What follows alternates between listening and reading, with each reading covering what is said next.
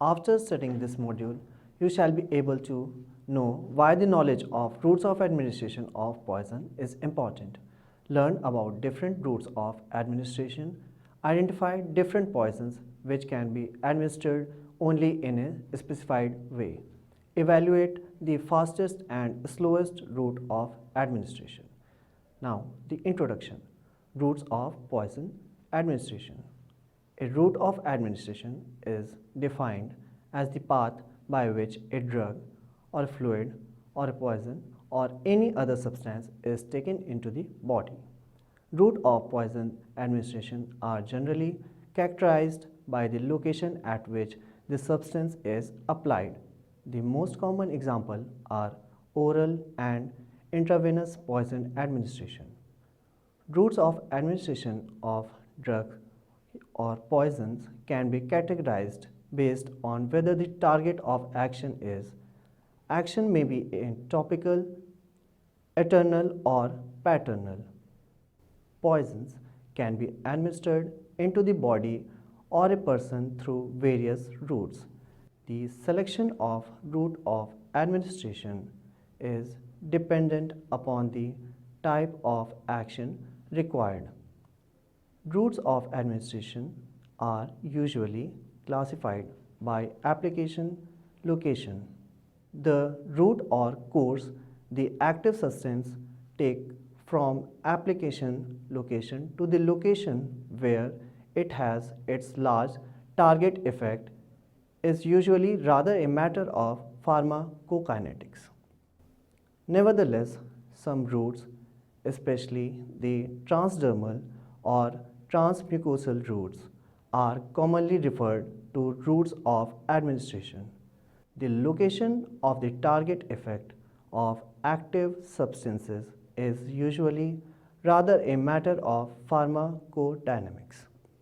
Furthermore, there is also a classification of routes of administration that basically distinguishes whether the effect is local or systematic. The criminals nowadays use different modes of application of poisons as per their requirement. For example, if they are willing to commit homicide, they will use modes like inhalation and ingestion because they provide a fast path to blood rather than oral or any other mode.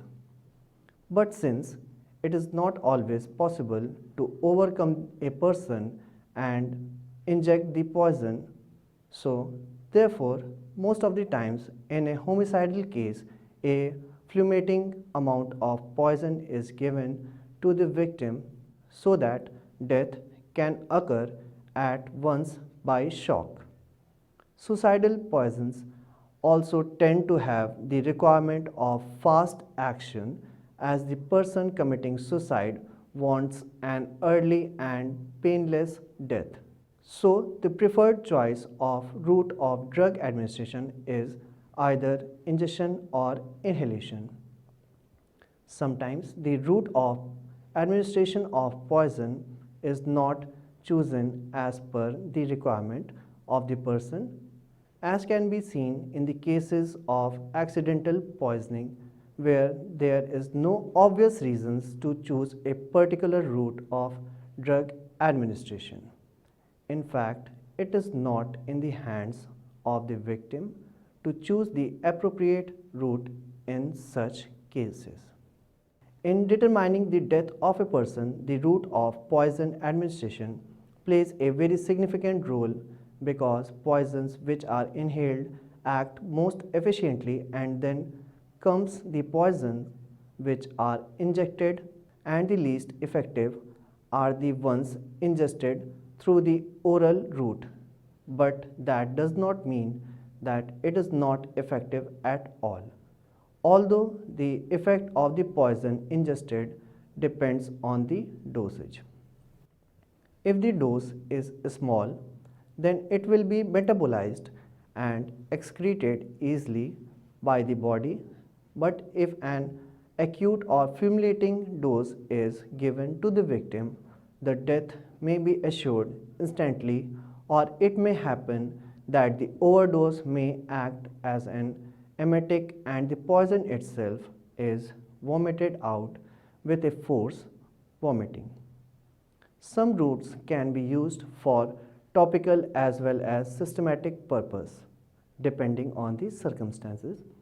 For example, inhalation of asthma drugs is targeted at the airways where inhalation of volatile anesthetic is targeted at the brain. Now, the different routes of administration of poisons. Routes of administration can be classified based on whether the target of action is. According to the action of poison, the following are the two main routes of its administration.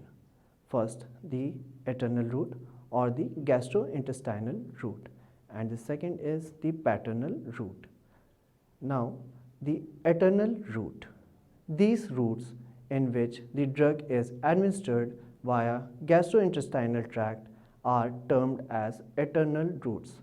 It is at times referred to as enteric administration also.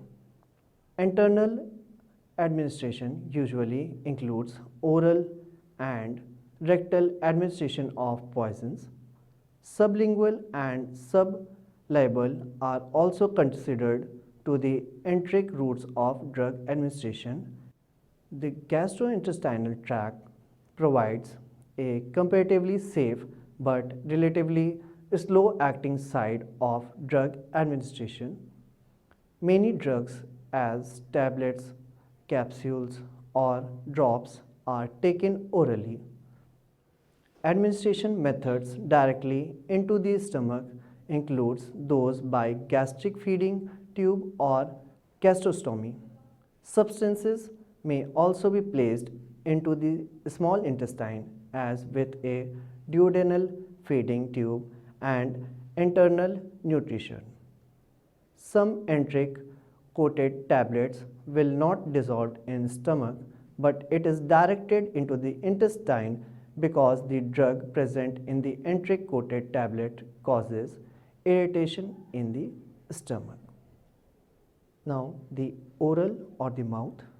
In this, the route of administration, the drug is kept in the buccal cavity where it disintegrates and absorption occurs in the mouth.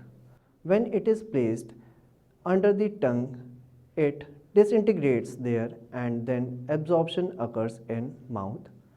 The pH of buccal cavity and mouth ranges from 4 to 5. The tongue and the gums are the most absorptive area in the mouth and can be considered as a route of drug intake. The top surface of the tongue is referred to as the supralingual, and while the bottom surface of the tongue is known as the sublingual. The absorption through sublingual is fast as it transforms the drug or poison directly through the route of heart, although this might take some time, but still it is better method of passing the poison directly to blood through heart. Now, the rectal. Some drugs can be made into suppositories and are inserted into the anus where they are absorbed into the bloodstream directly through the mucous membranes. The mucous membranes are very fragile and administration of very acidic or very alkaline drugs tends to burn the tissues causing damage. Since these are internal membranes, it's often difficult to assess how much damage has been caused unless there are obvious signs such as rectal bleeding. The rectal route is an effective route of administration for many medications, especially those used at the end of life. The walls of the rectum absorbs many medications quickly and effectively. Medications delivered to the distal one-third of the rectum at least, partially avoid the first pass effect through the liver, which allows for greater bioavailability of many medications than that of the oral route. Rectal mucosa is highly vascularized tissue that allows for rapid and effective absorption of medications. In hospice care, a specialized rectal catheter designed to provide comfortable and discreet administration of ongoing medications provides a practical way to deliver and retain liquid formulations in the distal rectum, giving healthy practitioners a way to leverage the established benefits of rectal administration. Use of speed and ecstasy this way is very popular. Many drugs that are administered orally can be administered rectally as a suppository. In this form, a drug is mixed with a waxy substance that dissolves or liquefies after it is inserted into the rectum.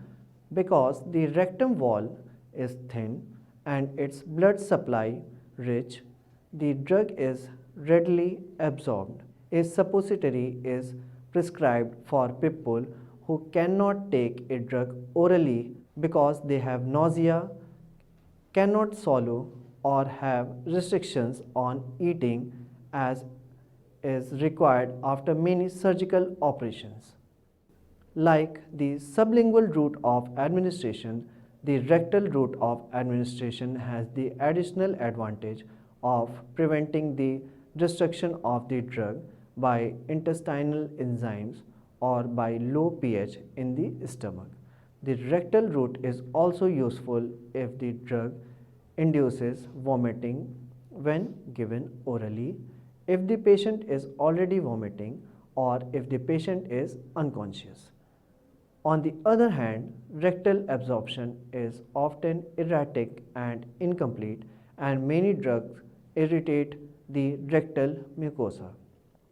Now, the parenteral routes. The term parenteral is implied when the drugs are administered by a route other than the internal routes, means the drugs are delivered without the involvement of gastrointestinal tract.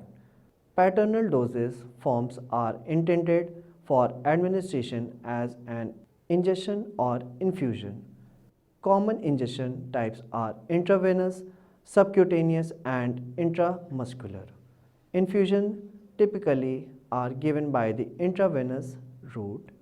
The desired effect of this type of administration is systematic. The parenteral route introduces drugs or poisons directly across the body's barrier defense into the systematic circulation or other vascular tissue. Parenteral administration is used for drugs that are poorly absorbed from the gastrointestinal tract, for example, heparin, and for agents that are unstable in the gastrointestinal tract, for example, insulin. Parenteral administration is also used for treatment of unconscious patients and under circumstances that require a rapid onset of action. Parenteral administration includes the following modes for the administration of poison. The first is intradermal, second intravenous, third intraosseous, the fourth intraarterial, fifth one intramuscular, the sixth subcutaneous, and the seventh inhalation. Now, the intradermal.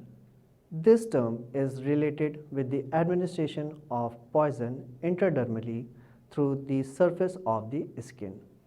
This type of route administration is found in cases of chronic poisoning or some kind of idiosyncrasy caused by use of certain contraceptives which are now available for transdermal usage also.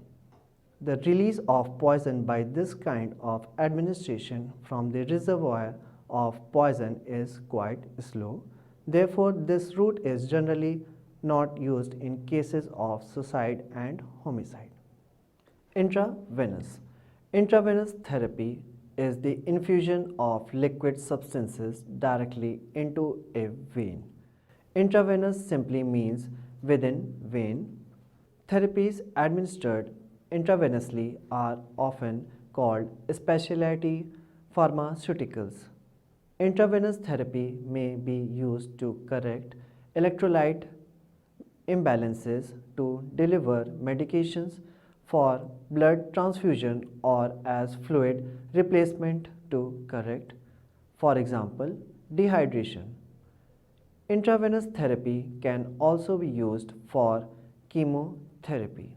This is one of the fastest way of administration of poison or drugs into the body because the injection is directly given into the veins, providing a direct route to the poison to get into the blood and thus circulate throughout the body very quickly and showing the resulting symptoms almost instantaneously, leading to severe conditions of the victim and mostly leads to immediate death of an individual.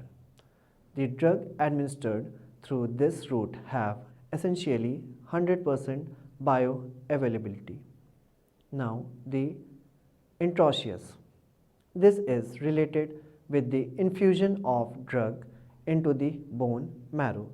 It is treated as an ancillary intravenous admission as the bone marrow channels directly into the venous system.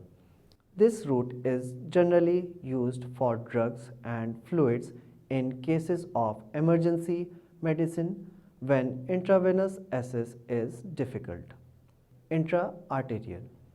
It is the route by which poisons are administered directly into an artery. In intra-arterial mode, the drug is administered directly into the artery through ingestion.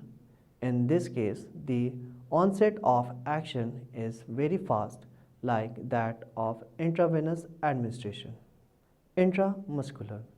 Using this method, the drugs are usually injected into the muscle of the upper arm, thigh, or buttock.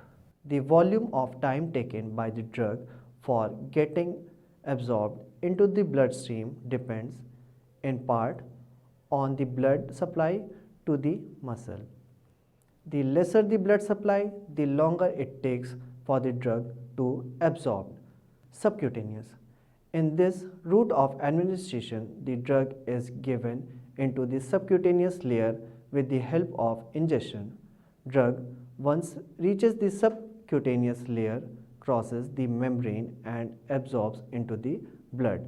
In case of subcutaneous administration, a needle is inserted into fatty tissues just beneath the skin. After a drug is injected, then it moves into small blood vessels, capillaries, and is carried away by the bloodstream. Otherwise, a drug reaches the bloodstream through the lymphatic vessels. Protein drugs that are large in size, such as insulin, are injected subcutaneously.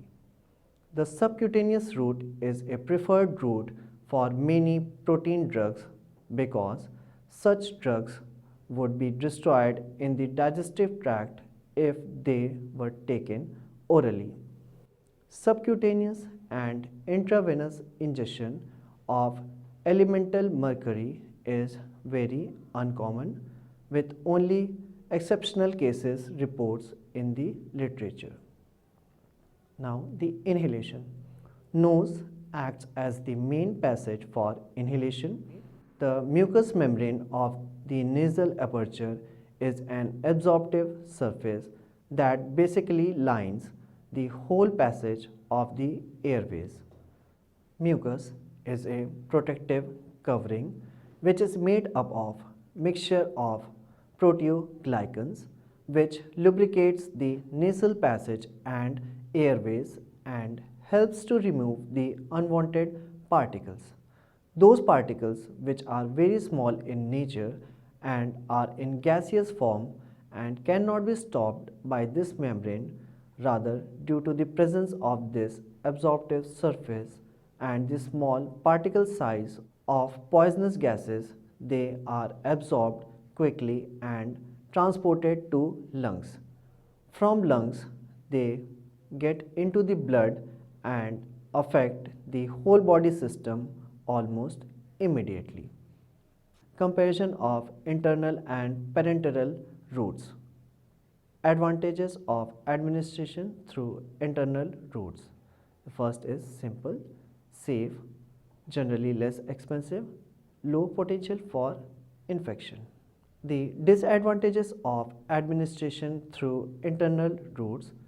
The first one is the slow rate of onset. The second is it cannot be given to unconscious patients.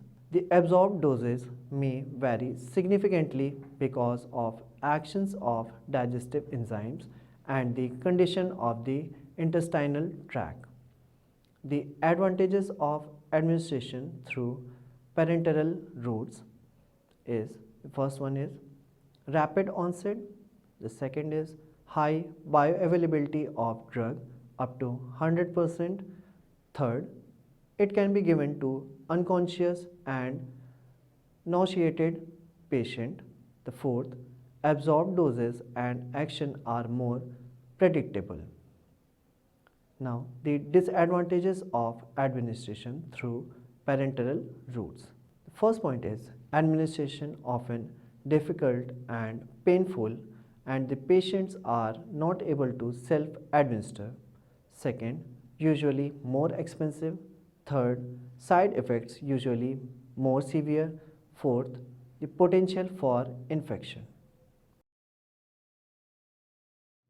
Poison can be administered into the body of a person through various routes. The different routes of administration is dependent upon the type of action required. Sometimes the route of administration of poison is not chosen as per the requirement of the person, as in the case of accidental poisoning, where there is no reason to choose a particular specified route. Rate of dissolution. The first point, the surface area or the site of administration. Second, the rate of blood flow in the involved route. Third, the solubility of poison. Fourth, the concentration of the poison. Now, the various routes of administration of poisons are: the first is ingestion, means the gastrointestinal. Second is inhalation, means through lungs and nose. Third is intradermal, means through skin. And fourth is intravenous, means through veins. Inhalation is the fastest way through which poison can be administered, and intradermal is the slowest mechanism through which the poison can be administered. Nowadays, many methods of drug administration have been selectively adopted by the criminals depending upon their requirements and the type of crime.